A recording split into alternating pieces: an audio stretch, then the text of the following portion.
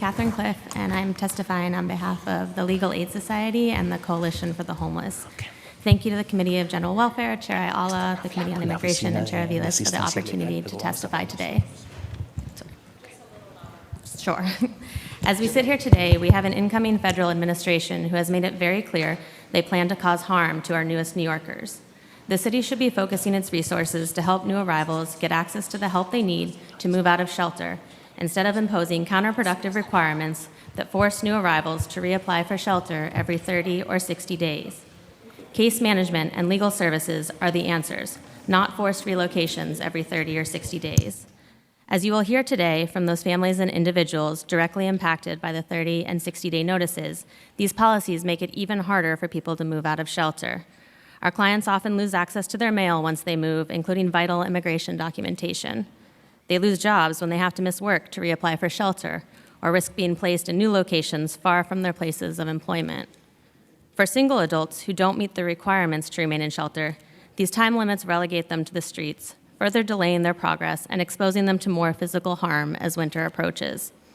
School-age children, as was discussed in the introduction, are often placed further from their schools and miss weeks of school while they wait for new bus routes to be set up by the Department of Education. In addition to all of these harms, physically going to the offices where new arrivals must go to request another shelter placement may put them at risk.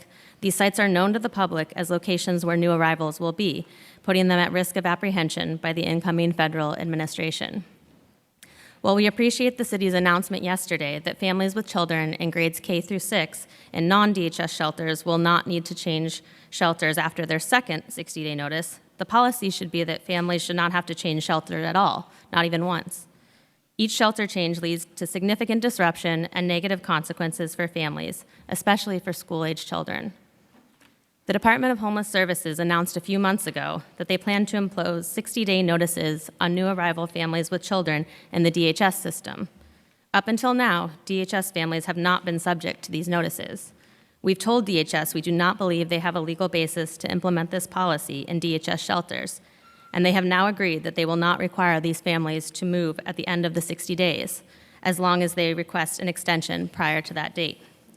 However, we wait specifics of how this process will work in practice.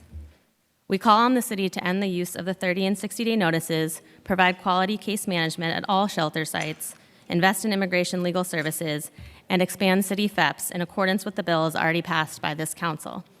At a time when the incoming federal government is actively working to harm our newest New Yorkers, the city should be doing everything in its power to protect them.